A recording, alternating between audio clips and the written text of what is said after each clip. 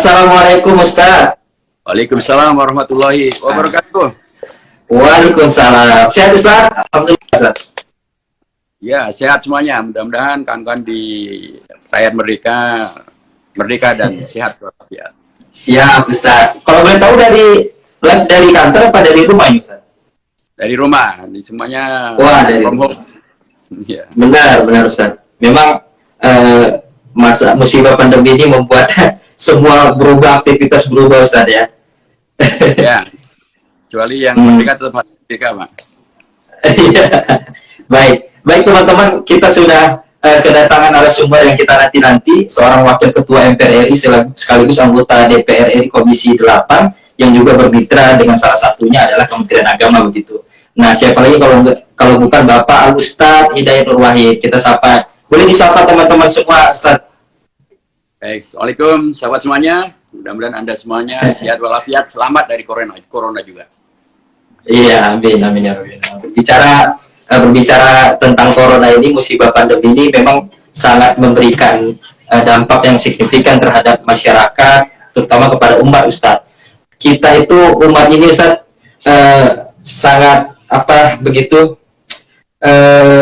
meresahkan lah, masih musibah pandemi ini meresahkan umat, tapi keresahan itu seakan-akan dilengkapi dan disempurnakan oleh negara begitu Ustadz. Nah, oleh apa? Oleh kegaduhan yang diproduksi oleh pejabat-pejabat negara yang saat ini yang kita tahu terakhir oleh Menteri Agama Bapak Fahrul Razi, yang dimana pernyataan itu cukup mendiskreditkan kelompok tertentu ya, kita sebut saja umat Islam, yang menyatakan bahwa yang sejak awal itu menyatakan bahwa cadar ya, terminologi yang beliau sampaikan tentang cadar, kemudian celana cingkrang, sampai yang terakhir kemarin masalah good looking, sampai orang yang hafiz itu sebagai pintu gerbang masuknya radikalisme. Dan yang terakhir ini tentang program sertifikat penceramah. Nah, maksud saya, apa sih sebenarnya maksud dari pernyataan kontroversial yang disampaikan Menteri Agama ini? Bagaimana Ustaz melihat itu, Ustaz? Ya, pertama kali kalau terkait dengan apa sebenarnya maksud dari beliau, ya tentu beliau sendiri yang mengerti ya, dan beliau sendiri yang mestinya menjelaskan. Kebetulan saya bukan jubirnya beliau, jadi saya tidak bisa menjelaskan. Tapi yang jelas adalah bahwa narasi beliau sudah menghadirkan kegaduhan publik ya, dan itu sudah berlaku semenjak pertama kali beliau rapat di Komisi 8 DPR RI mendapatkan kritik terbuka daripada anggota DPR RI. Jadi sejak saat itu juga saya sudah sampaikan secara langsung pada beliau bahwa hendaknya atau harusnya Menteri Agama itu ingat betul ya tentang sejarah mengapa Kementerian Agama dibikin oleh negara. Itu kan karena negara waktu itu Presiden Bung Karno pada tanggal 3 Januari tahun 46, tahun 44, jadi beberapa bulan setelah Indonesia merdeka, mendirikan Kementerian Agama sebagai apresiasi dan terima kasih negara kepada umat Islam yang telah berkorban memberikan hadiah terbesar supaya Indonesia tetap bersatu, tidak terpecah belah oleh oleh provokasi dan atau oleh permintaan dari pihak Indonesia Timur yang akan memisahkan dari Indonesia kalau 7 kata dalam Piagam Jakarta tetap ada di dalam Pancasila. Karenanya tokoh umat Islam 4 orang itu ada dari NU Kiai Haji Wahid Hashim, ada dari Muhammadiyah Ki Bagus Hadi Kusumo, ada Mr. Kasman Sumadimejo, ada Mr. Tauko Muhammad Hasan. Mereka ditemui oleh Bung Hatta dan kemudian mereka menyepakati untuk dalam rangka menjaga kedaulatan dan kesatuan Indonesia supaya tidak pecah belah akibat daripada adanya separatisme itu, maka mereka sepakat untuk merubah sila pertama menjadi ketuhanan yang Maha Esa. Selamatlah Indonesia, selamatlah persatuan Indonesia, selamatlah Pancasila. Dan untuk itulah karenanya pemerintah Indonesia, Bung Karno, menghadiahi umat Islam dengan membentuk Kementerian Agama. Jadi Kementerian Agama itu dibuat untuk memberikan apresiasi atas pengorbanan dan hadiah umat Islam, bukan malah belakangan dijadikan sebagai tempat di mana kemudian umat Islam disalahpahami, dicitra negatifkan, dipersekusi, dan kemudian diwacanakan dengan cara-cara yang tidak adil. Seperti tentang masalah radikalisme yang berkali-kali Pak Menteri menyampaikan dan berkali-kali dikoreksi juga oleh anggota Komisi 8 maupun juga oleh umat. Nah, terkait hal itu kan saya kemarin itu juga mengamati bagaimana beliau juga selepas belum hampir 1 bulan Ustaz sudah buat pernyataan yang kontroversi dan sudah minta maaf ya kalau saya tidak salah, sudah minta maaf di Komisi 8 dan kemudian kontroversi kembali dan itu sudah minta maaf dan sepertinya belum ya Ustaz ya. Iya, beliau berkali-kali meminta maaf ya di depan Komisi 8 gitu, tapi kemarin diulangi kembali dan karena saya tegaskan lagi jangan sampai kemudian minta maaf ini nanti akan berlanjut kepada kontroversi berikutnya untuk minta maaf lagi.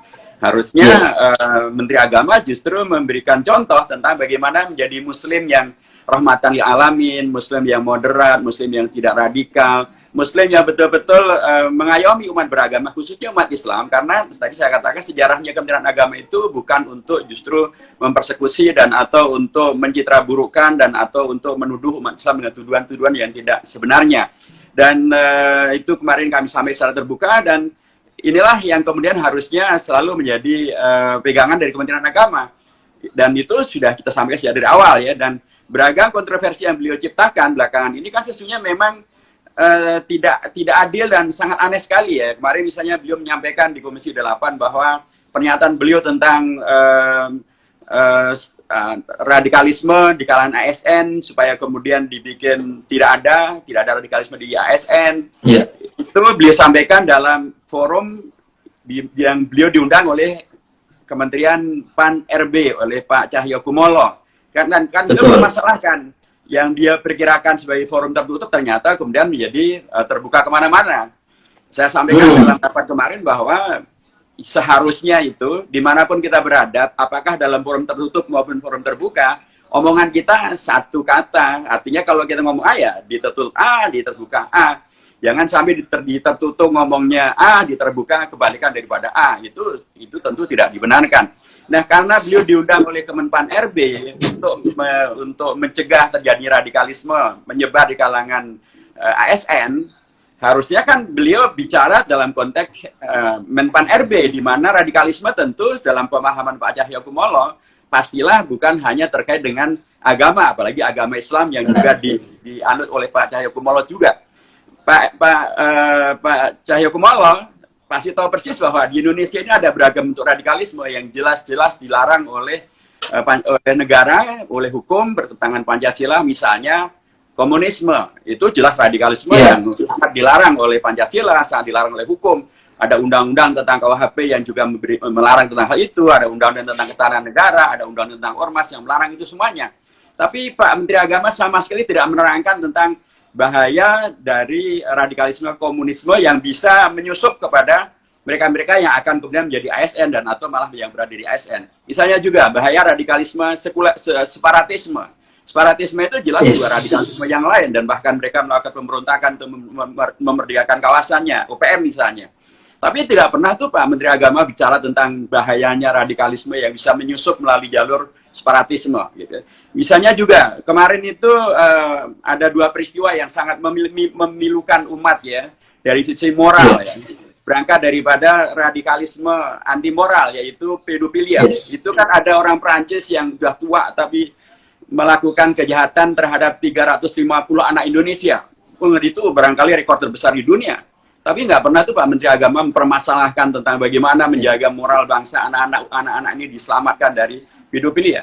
Kemarin juga ditangkap ratusan anak-anak muda yang melakukan radikalisme LGBT, seks bebas kalangan gay. Dan itu ternyata sudah 6 kali dilakukan. Tapi nggak pernah tuh Pak Menteri Agama mempermasalahkan tentang seks bebas dan bahkan LGBT dan gay ini. Padahal itu adalah bentuk daripada radikalisme yang juga sangat membahayakan moral bangsa. Harusnya Pak Menteri Agama dan bicara di kalangan Menpan RB dalam konteks ASN, harusnya ini juga disampaikan supaya kemudian selamatlah ASN kita dari LGBT, dari pedofilia, nah termasuk yang kemarin dikeluhkan oleh Pak Menteri Menpan RB, Pak Cahyokumolo adalah belum menangkap adanya suatu tren baru di kalangan ASN, yaitu poliandri. Poliandri adalah lawan dari atau bentuk lain daripada poligami. Seorang perempuan mempunyai suami banyak. Ini tentu bertentangan dengan Pancasila, bertentangan hukum perkawinan di Indonesia, bertentangan dengan adat istiadat di Indonesia, dan itu berkembang. Artinya kan ini juga bentuk ideologi yang radikalis juga. yang membahayakan moral bangsa, membahayakan ASN. Tadi menarik penjelasan dari Ustadz, tadi agak jaringan Ustadz ya. Iya, terputus kenapa ini? Iya, iya. Baik Ustaz, tadi menarik apa yang Ustaz sampaikan karena mengingat apa yang sudah di kontroversi yang telah disampaikan oleh Menteri Agama itu semua muaranya kepada isu radikalisme. Sebenarnya pemahaman definisi radikalisme ini juga sangat beragam dan pro kontra begitu Ustaz. Ustaz sendiri bagaimana? Apa sebenarnya menurut Ustaz tentang radikalisme ini Ustaz? Ya, radikalisme adalah satu ideologi ya yang ingin melakukan segala sesuatu secara radikal, baik itu dalam konteks dasarnya, ideologi dasarnya, maupun juga dalam aksinya, ingin segalanya serba cepat, serba kilat gitu ya, serba sesuai dengan yang diinginkan, dengan mengabaikan pihak-pihak yang lain terkait dengan hukum, terkait dengan kesepakatan ideologi negara. Misalnya tadi, komunisme adalah bentuk radikalisme yang sangat jelas karena mereka ingin merubah negara untuk kembali untuk menjadi seperti ideologi mereka dengan cara-cara yang tidak dibenarkan oleh hukum, bahkan merubah ideologi negara. Demikian juga kalangan separatis. Demikian juga kelompok-kelompok ingin merubah moral bangsa itu. Mereka jelas melakukannya dengan sangat serius, dengan sangat ingin cepat bisa terrealisir apa yang mereka lakukan itu. Dan kemudian mereka melakukan beragam kegiatan mereka secara masif. Dan itulah bentuk radikalisme. Ukurannya kemudian adalah juga sejauh mana kemudian ideologi ini kemudian bertemu dengan aturan yang disepakati di Indonesia. Dengan Pancasila misalnya. Kalau dibuat dengan Pancasila, jelas sekali komunisme dengan Pancasila, separatisme bertentangan dengan Pancasila. LGBT dan pedofilia, poliandri bertentangan dengan Pancasila. Itu jelas semuanya adalah radikalisme. Sama juga mereka yang melalui jalur agama apapun kemudian ingin merubah ideologi negara, ingin memaksakan kehendaknya dengan cara-cara yang tidak sesuai dengan hukum yang ada di Indonesia, kemudian melakukan tindakan intoleran seperti yang dilakukan oleh kalangan komunis dan separatis juga. Itu semuanya tentu adalah bentuk-bentuk radikalisme yang harus dikoreksi dan tidak diterima. Teman dalam konteks Pak Menteri Agama adalah bahwa beliau hanya menjelaskan yang terkait dengan agama itu pun hanya agama Islam ya. Padahal forumnya adalah forum ASN dan itu forum Menpan RB dan itu artinya adalah forum umum karena kita tahu bahwa ASN itu bukan hanya beragama Islam. Kita tahu ASN itu bukan hanya yang kemudian ideologinya terkait dengan masalah masjid. ASN itu juga di sana ada yang tadi Pak Menteri Menpan RB malah nyebut ada yang terkena poliandri. Dan bahkan mungkin juga ada yang kemudian karenanya harus diwaspadai betul, jangan-jangan kemudian komunisme menyebar, ya. Jangan-jangan radikalisme separatis menyebar, radikalisme poligami sama poliandri, kemudian pun juga LGBT menyebar. Itulah yang harusnya Menteri Agama yang juga ditugaskan untuk menyelamatkan moral bangsa, harusnya yang berada di garda terdepan, mempertahankan dan menyelamatkan moral bangsa. Karena sebagai umat Islam pasti juga beliau tahu bahwa ada ungkapan yang sangat populer bahwa eksistensi suatu bangsa itu diukur dengan bagaimana moral bangsa tetap eksis. Kalau moralnya hancur, maka bangsa ini hancur. Kalau moral bangsa ini hancur karena LGBT, karena seks bebas, karena poliandri, karena pedofilia dan komunisme, ya bangsa ini sudah eksistensinya sudah hilang. Dan karena memang itu semuanya bertentangan dengan Pancasila.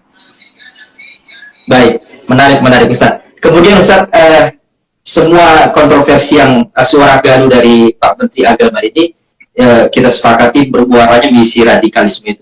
Hingga program yang terakhir yang sesuai juga dengan tema kita Ulama Cap Negara Suara Gaduh Kemenangan Islamofobia ini itu juga sedang hangat dan Ustaz juga yang juga salah satu dari kementerian dari Komisi 8 yang sangat tegas menolak program ini. Itu bisa diceritakan Ustaz apa sebenarnya yang terjadi Ustaz?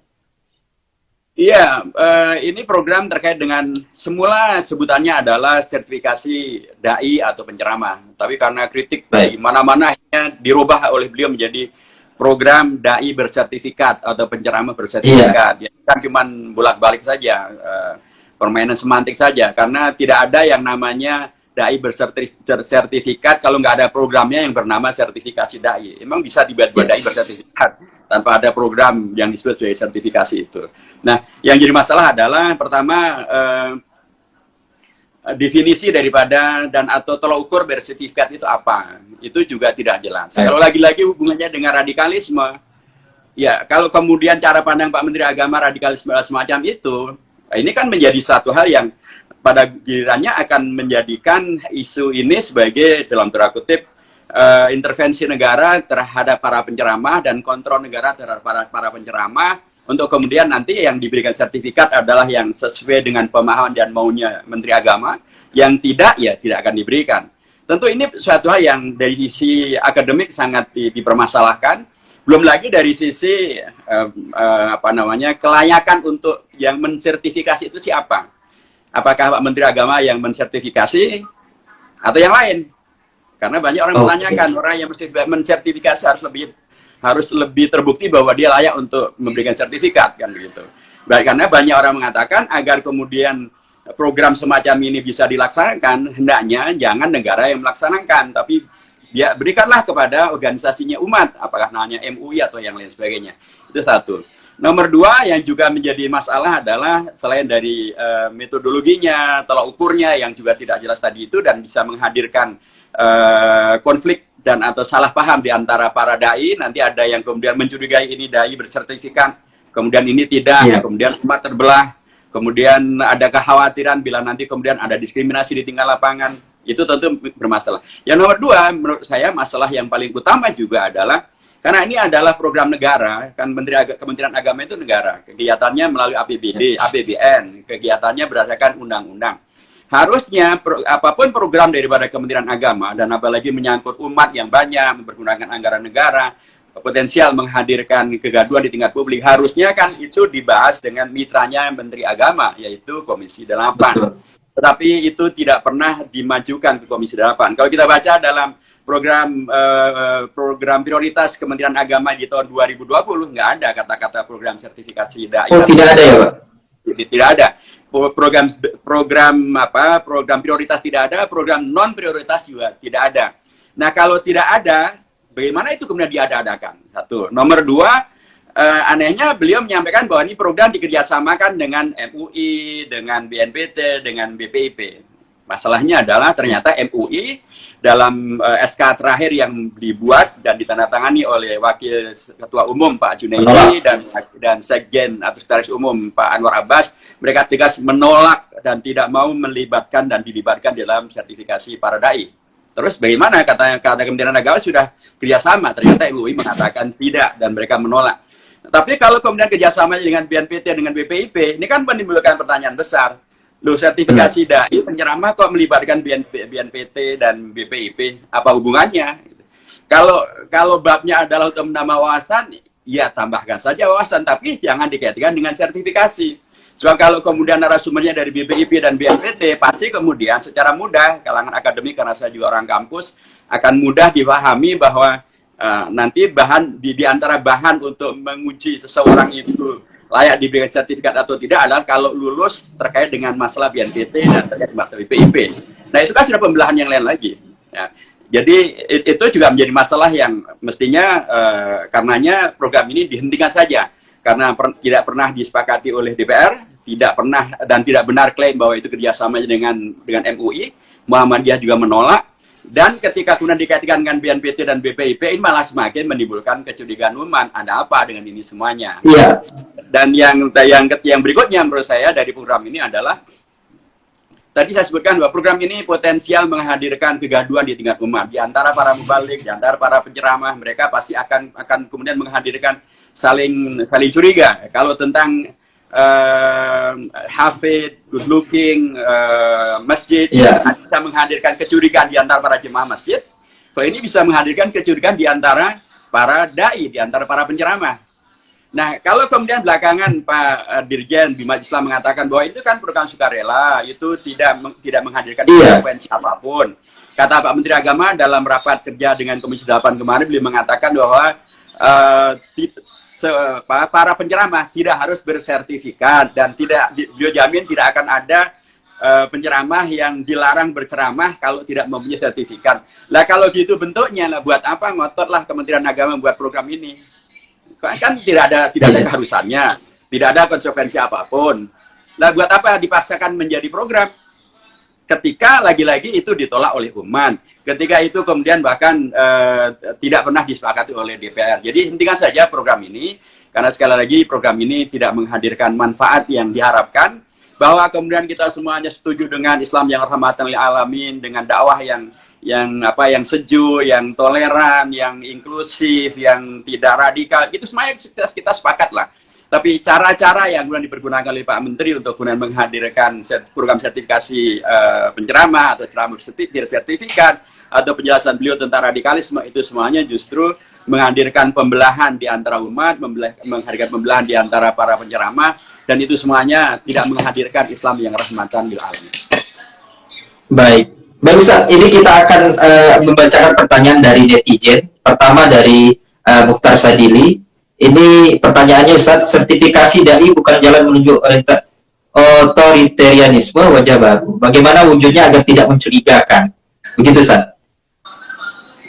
Ya, pertama program itu sendiri tadi kalau melihat urutan yang tadi saya sebutkan ya, pertama nggak pernah dimajukan ke DPR, tiba-tiba jadi program. Katanya kerjasama dengan MUI, ternyata MUI menolak. Justru melibatkan BPIP dan BNPT.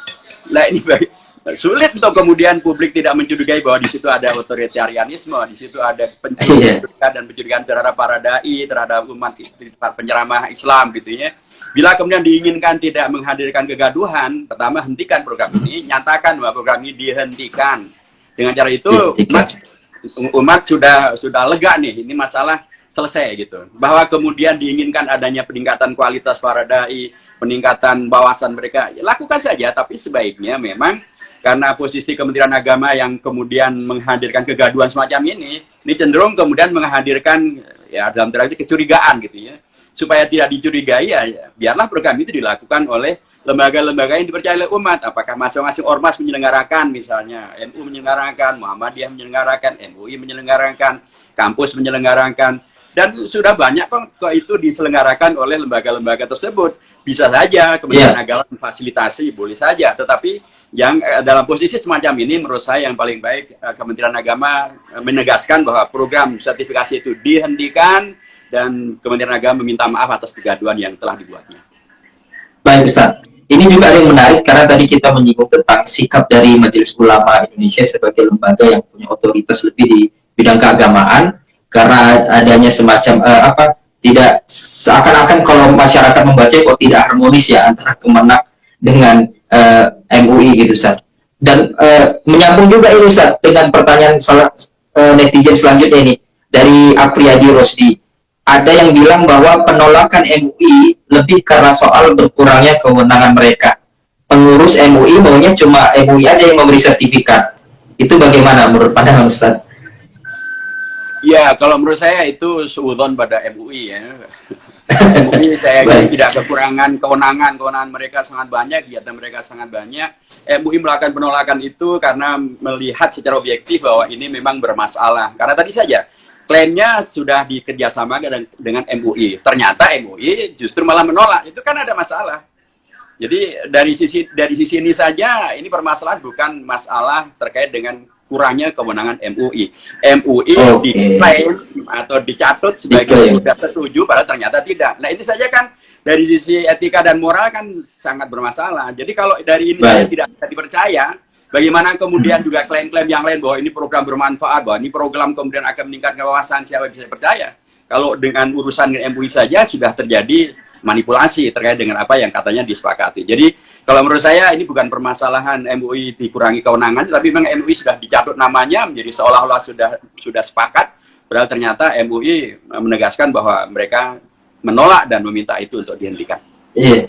Sebab ada pernyataan yang sangat tegas sekali, pernyataan pribadi ya saya anggap, karena saya melihat kemarin Sekjen Anwar Abbas itu, Buya Anwar Abbas menyampaikan bahwa kalau misalnya diteruskan beliau mengundurkan diri dari Sekjen MUI. Itu mungkin pribadi ya, tapi setelah itu kan ada surat resmi yang berkop MUI ditandatangani bukan hanya oleh Pak Anwar Abbas tapi juga oleh Wakil Ketua MUI Pak Junaidi, dan itu tegas sekali di sana bahwa MUI menolak dan tidak mau dilibatkan untuk program sertifikasi atau dai dan atau penceramah bersertifikat ini. Baik Ustaz, kalau sekiranya program ini dihentikan Ustaz, apa program yang lebih urgent lagi sebenarnya yang bisa dilakukan Kementerian Agama menurut Ustaz? Ya, banyak di era pandemi begini. Iya, justru tadi saya katakan di era pandemi COVID-19 ini kan kalau kita merujuk ke dalam Khazanah Islam ya, itu salah satu yang kemudian dirujuk di era modern sekarang ini adalah pernyataan dari Ibnu Sina yang disebut sebagai bapaknya para dokter. Beliau dari dulu sudah berbilang puluhan abad, belasan abad yang berbilang abad yang lalu, beliau menyampaikan bahwa untuk mengatasi dampak negatif dari penyebaran wabah adalah jangan panik, ya, jangan panik. Jangan panik ini salah satu di antaranya akan terjadi kalau kita tidak menjadi korban daripada isu yang dikembangkan, tuduhan yang tidak benar dikembangkan, menghadirkan hal-hal yang kemudian membuat kita galau dan resah. Nah, munculnya beragam stereotyping maupun framing tentang radikalisme, kemudian sterilisasi ASN dan menyasar umat Islam, sertifikasi dai ini kan menimbulkan kegaduhan, menimbulkan ketidaknyamanan dan menimbulkan keresahan. Itu akan menimbulkan melemahnya imunitas, akan menimbulkan stres, akan menimbulkan hal-hal yang tidak dinasihatkan oleh Ibnu Sina. Jadi kalau dalam rangka COVID-19, karenanya harusnya Kementerian Agama jangan membuat pernyataan dan kebijakan yang membuat gaduh, yang membuat resah, yang membuat panik gitu ya, karena itu tidak membantu untuk memberantas COVID-19, tapi bahkan akan memudahkan penyebaran daripada virus COVID-19. Satu. Nomor dua, banyak sekali program dari Kementerian Agama yang dibahas dengan Komisi 8 terkait dengan membantu masyarakat, negara, dan umat untuk mengatasi masalah COVID-19. Dan itu sudah dari awal sekali kita perjuangkan, kita sampaikan agar Kementerian Agama betul-betul juga menjadi bagian daripada yang melaksanakan fungsi dan tugas negara, membantu dan menyelamatkan bangsa dari COVID-19. Nah, kemarin kan ada kegaduhan itu. Sudah disepakati dengan Komisi 8 bahwa seluruh bantuan dari Kementerian Agama tidak mengalami dan tidak boleh dilakukan pemotongan. Tapi kemarin kita menemukan dan menjadi keras dari Komisi 8 seluruhnya, dari pimpinannya sampai seluruh anggotanya, semuanya mengkritik dan sangat keras kritikannya, yaitu mengkritik tentang tidak dilaksanakannya kesepakatan tidak adanya pemotongan itu, karena ternyata terjadi pemotongan untuk biaya operasional sekolah, yaitu 100.000 per murid atau per siswa. Dari 2 triliun anggaran yang dipotong untuk kepentingan COVID-19, ada yang dari BOS, yang itu akumulasinya bisa sekitar 800 miliar rupiah. Kan kita kritik keras itu. Dan ya saya apresiasi bahwa Menteri Agama secara terbuka di situ menyampaikan bahwa beliau siap untuk segera mengembalikan, untuk kemudian segera mendistribusikan kepada para siswa yang berhak. Sekarang kita sampaikan bahwa, dan saya sepakat dengan pimpinan Komisi 8 bahwa ya ini bagaimana kemudian kita membantu rakyat. Untuk rakyat kecil saja pikirannya masih Ya, sepertinya terputus kembali teman-teman jaringan Ustadz. Ya, halo Ustadz. Iya, potong lagi Pak. Siap. Ya. Ya. Silakan Ustadz, ada lagi Ustadz? Ya. Oke. Jadi saya lanjutkan bahwa saya apresiasi Menteri Agama mengakui kesalahannya dan menyatakan akan segera mengembalikan potongan itu, tapi itu sendiri sudah menjadi catatan kami bahwa Kementerian Agama tidak melaksanakan kesepakatan dengan Komisi 8, bahwa ada alasan bahwa ini adalah dari Kementerian Keuangan. Kita katakan bahwa ya oke lah, itu harus dipenuhi dari Kementerian Keuangan, tapi kan yang dipotong tidak harus dari dana yang untuk bantuan operasional sekolah bagi siswa-siswa yang susah dan miskin itu, kan bisa diambil dari dana-dana yang lain, apakah kunjungan kerja atau dan apapun gitu ya yang bisa diambil. Jadi saya mengatakan bahwa banyak sekali program yang masih bisa dilakukan, termasuk saya sampaikan kritik terhadap Kementerian Agama karena beda betul dengan Kementerian Pendidikan dan Kebudayaan. Mereka bisa mendapatkan anggaran sekitar 9 triliun untuk membantu pelajar mendapatkan pulsa dan mendapatkan internet di subsidi gratis oleh Kementerian Pendidikan dan Kebudayaan. Tapi ini tidak ada di Kementerian Agama. Sejak dari awal saya sudah mengingatkan agar Kementerian Agama betul-betul mengantisipasi dan membantu siswa di madrasah maupun di pesantren maupun juga di perguruan tinggi Islam atau perguruan tinggi agama yang lain atau sekolah agama yang lain, karena kalau diberlakukan sistem sekolah jarak jauh, ya mereka pasti akan terdampak. Mereka sangat mungkin juga, apalagi di sekolah-sekolah agama ini kan umumnya dari sisi ekonomi lebih rendah lagi. Mereka tidak punya HP, mungkin juga karena mereka berada di kawasan yang tidak ada wifi-nya, internet juga susah, beli pulsa juga tidak punya. Saya dari awal kita ingatkan agar betul-betul Kementerian Agama membuat program dan anggaran yang bisa membantu anak-anak siswa belajar pada era semacam ini. Baik itu melalui TV seperti yang dilakukan oleh Kementerian Pendidikan dan Kebudayaan, maupun juga tadi melalui membantu untuk pembelian pulsa, mengadakan internet, wifi yang bisa dijangkau. Itu yang juga harusnya bisa dikerjakan Kementerian Agama. Itu lebih diperlukan ketimbang beliau membuat kegaduhan yang tidak diperlukan seperti sertifikasi, radikalisasi dan lain sebagainya. Ya Ustaz, seperti halnya pemotongan yang dilakukan oleh Menteri Agama terhadap madrasah itu yang kemudian dikembalikan, ya rencananya apakah yang motong Menteri Agama, Pak? Menteri Agama nggak tahu itu, tahu ternyata di bawahnya yang motong. Iya, beliau nggak tahu dan akhirnya akibatnya beliau mengetahui kesalahan itu dan akhirnya minta maaf. Dan apakah ini bisa berlaku juga desakan seperti yang dilakukan oleh teman-teman Komisi 8 terhadap program sertifikat dai ini? Ustaz. Ya kemarin juga sudah tegas ya ke Komisi 8 dari beragam pihak, dari beragam fraksi, semuanya satu kata. Kalau menurut saya sih mereka menolak cara-cara sertifikasi yang tidak bertanggung jawab dan bisa menghadirkan masalah-masalah ini. Tetapi memang kemarin Menteri Agama secara formal hanya mengatakan ya kami terima masukannya bla bla bla, tetapi sayang sekali kemarin dalam keputusan tidak secara definitif dicantumkan. Iya. Tapi itu Pak Bukhari dari PKS minta untuk agar hal-hal yang lain seperti masalah ini juga disebutkan dalam keputusan. Saya karena hadirnya secara virtual juga saya sampaikan secara virtual untuk agar itu dicantumkan, tapi ternyata itu belum dicantumkan. Tapi saya berharap bahwa kritik daripada masyarakat, apa yang disampaikan Komisi 8 lebih dari jelas dan lebih daripada cukup. Dan kalau benar dikatakan oleh Kementerian Agama bahwa sertifikasi itu bukanlah satu keharusan, tidaklah harus setiap dai mempunyai sertifikat, dan Dirjen mengatakan bahwa itu bukan keharusan, tidak ada dampaknya, tidak ada konsekuensinya apapun, ya hentikan saja. Toh tidak ada konsekuensinya, tidak wajib, tidak harus, lah ngapain juga dilanjutkan kalau kemudian pertama ditolak oleh mitra kerja di Komisi 8, kalau itu ditolak oleh umat, oleh MUI, kalau itu tidak menyelesaikan masalah dan malah menghadirkan kegaduhan yang harusnya kita hindari ketika kita sedang terkena COVID-19. Baik, Ustaz, apa pesan Ustaz untuk Menteri Agama Ustaz, secara personal? Tadi saya sampaikan ya pesan saya, dan itu saya sampaikan secara langsung di depan beliau pada waktu rapat pertama Komisi 8 dengan Menteri Agama. Waktu itu belum ada COVID-19. Saya sampaikan, Pak Menteri, tadi hendaknya Anda ingat betul dengan sejarah pembentukan Kementerian Agama. Kementerian Agama ini didirikan oleh negara karena negara berterima kasih kepada umat Islam. Karena tadi menyelamatkan Pancasila itu. Karenanya jangan sampai Pak Menteri malah dulu masalah celana cingkrang, masalah cadar, radikalisme terkait dengan itu.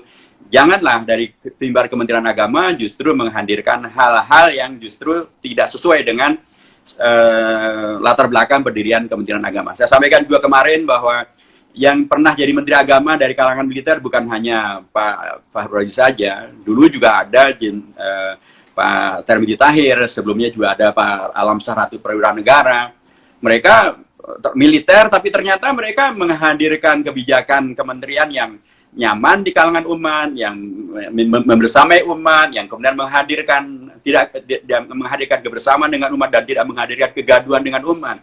Saya berharap bahwa kalaupun beliau lanjut di Kementerian Agama, hendaknya betul-betul dalam semangatnya Pak Alamsa, dalam semangatnya Pak Termedi Tahir, dan kemudian karenanya tidak menghadirkan kegaduhan, tapi tidak menghadirkan kegaduhan di kalangan umat, tapi justru menghadirkan kelanjutan realisasi daripada tadi sejarah berdirinya Kementerian Agama, untuk menghormati dan berterima kasih pada umat Islam, dan tidak untuk menghadirkan kegaduhan dan apalagi menuduh, mencurigai, dan memframing terkait dengan radikalisme terkait dengan umat, padahal umat adalah justru pihak yang diapresiasi oleh negara, termasuk ketika melawan PKI. Umat jelas dengan negara menyelamatkan Indonesia dari pemberontakan PKI dan lain sebagainya. Menarik. Oke, baik Ustaz, yang terakhir harapan dan pesan Ustadz kepada umat Ustadz di era pandemi ini. Baik, kepada umat Islam tentu saya ikut prihatin gitu ya, karena umat banyak juga yang kemudian menjadi korban daripada COVID-19. Ya, pastilah karena memang mayoritas Indonesia beragama Islam, termasuk para dokternya, termasuk juga para perawatnya dan lain sebagainya. Tentu kita prihatin, dan saya hari ini juga membuat tulisan ketika kemudian kondisinya sudah demikian sangat luar biasa. rekor dari korban COVID-19 sudah tertinggi gitu ya, di Asia Tenggara ini tertinggi, di tingkat dunia pun juga kita juga sudah masuk dalam 10 besar gitu ya. Ini tentu hal yang sangat memprihatinkan. Dokter yang meninggal bahkan persentasenya bisa tertinggi di seluruh dunia, dan itu sangat mengkhawatirkan. Karenanya saya berharap umat untuk betul-betul memastikan bahwa kita menjadi bagian dari Ahlus Sunnah wal Jamaah. Ahlus Sunnah wal Jamaah itu salah satu akidahnya bukanlah akidah fatalisme, bukan Jabriyah. Kalau Jabriyah itu akidahnya adalah ya sudah, kita pasrah saja sama Allah. Toh yang menakdirkan adalah Allah gitu ya. Atau yang mengatakan kemudian saya tidak takut kecuali pada Allah gitu ya, dan kemudian tidak takut dengan corona, karena katanya kalau takut dengan corona ini adalah musyrik. Ya, tapi biasanya kawan ini juga berani jalan di tengah jalan tol gitu. Atau kemudian lampu merah kemudian nyebrang, pasti juga nggak berani. Jadi saya mengatakan bahwa kita adalah Ahlus Sunnah wal Jamaah. Ahlus Sunnah wal Jamaah itu mengajarkan agar kita mempunyai ikhtiar. Seperti Rasulullah pernah menyampaikan bahwa kalau Anda berada di satu kawasan yang sedang menyebar wabah, maka larilah, tinggalkan kawasan itu sebagaimana Anda lari meninggalkan binatang buas yang bernama harimau. Kemudian itu dicontohkan oleh Khalifah Umar bin Khattab ketika beliau tidak mau masuk ke kawasan yang merebak wabah di daerah Amwas, di daerah Syria, Asyam. Ketika kemudian beliau ditanya oleh seorang sahabat yang lain, kenapa Anda tidak berani masuk? Apakah Anda takut dengan takdir Allah? Kenapa Anda lari dari takdir Allah? Kemudian Khalifah Umar menyampaikan bahwa, ya, saya lari dari takdir Allah menuju pada takdir Allah yang lain, yaitu tadi ikhtiar menghadirkan keselamatan, kesehatan. Jadi, kalaupun kita sekarang berikhtiar untuk melakukan sehat, itu bukan karena kita tidak tawakal pada Allah, bukan karena kita tidak beriman pada Allah, tidak beriman pada takdir. Kita beriman dengan takdir. Justru karena kita beriman pada takdir, maka di antara takdir adalah perintah Allah agar kita selalu mencari yang baik, menghadirkan yang hasanah, meninggalkan yang sayyi'ah, menghadirkan yang ma'ruf, meninggalkan yang mungkar. Yang namanya COVID-19 adalah yang mungkar. Yang sehat adalah tentu adalah yang ma'ruf. Jadi karenanya, mari kita menjadi bagian dari yang menyelamatkan diri, menyelamatkan keluarga, menyelamatkan jamaah masjid, jamaah lingkungan. Dan dari situ kita menyelamatkan bangsa, menyelamatkan negara, berkontribusi. Karena Indonesia ini adalah dulu pun juga diselamatkan oleh para kiai, para pimpinan partai Islam, pimpinan ormas Islam, bersama dengan tokoh-tokoh bangsa yang lain, Bung Karno, Bung Hatta, dan lain sebagainya, Muhammad Yamin, dan lain sebagainya. Kita selamatkan dari virus yang bernama penjajahan asing, Belanda maupun Jepang. Dulu mereka menyelamatkan Indonesia dari penjajahan Belanda dan Jepang. Nah, sekarang kita tentu bersama dengan bangsa Indonesia menyelamatkan bangsa Indonesia dari penjajahan virus COVID-19. Nah, ini penting untuk kita bersama. Saya yakin kita bisa gitu ya, karena ya amin. Harus kita sendiri yang melaksanakan. Kita tidak bisa meminta kepada yang. Tentu kita sangat mengkritisi pemerintah yang sekarang ini pun juga masih tarik ulur.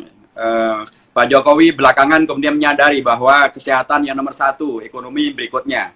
Itu disampaikan oleh Ketua DPR. Dan kemudian Pak Anies ketika melihat bahwa COVID-19 ini semakin mengkhawatirkan di Jakarta, kan beliau kemarin membuat keputusan untuk melakukan PSBB kembali.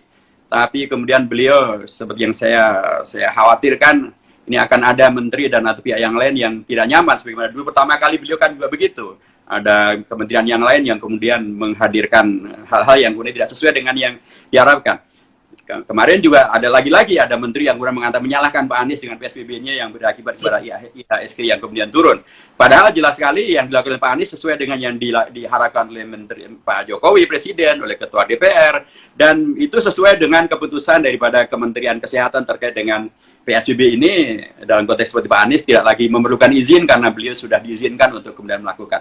Nah, karenanya saya berharap pihak negara jangan centang perenang kayak begini, jangan beda-beda semuanya, tidak kompak, dan itu akan menghadirkan ketidakpercayaan publik, tidak akan menghadirkan fokus, dan tidak akan menghadirkan sebuah semangat besar untuk kemudian bersama-sama mengatasi. Harusnya Pak Jokowi segera menegur para menterinya yang tidak sesuai dengan kebijakan dasar itu, dan beliau dudukkan semuanya.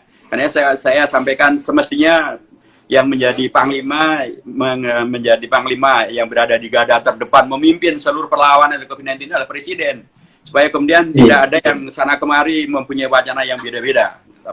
Kita berharap itu, dan mudah-mudahan bisa dilaksanakan supaya selamatlah bangsa dan negara ini dari COVID-19.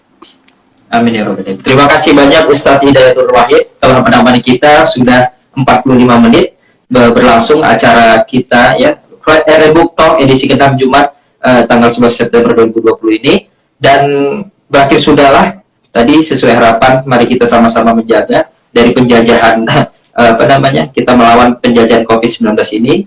Terus jaga jarak ya, jangan lupa pakai masker teman-teman semua, dan senantiasa sehat selalu. Sekali lagi kita ucapkan terima kasih banyak Ustadz, terima kasih banyak atas waktunya. Semoga Ustadz sehat selalu, dan ya, silakan Ustadz disapa dan boleh mengundurkan diri, silakan. Baik, terima kasih sahabat semuanya. Salam merdeka, merdeka dari COVID-19 dan merdeka dari segala yang buat kita dikerjain akibat daripada isu radikalisme dan segala hal yang sesungguhnya tidak membantu untuk kita mengatasi penjajah COVID-19. Selamat baik teman masing-masing, sehat walafiat, mudah-mudahan Allah selalu menyertai kita semuanya. Amin ya Rabbal Alamin. Terima kasih banyak Ustadz Hidayatul Wahid. Kami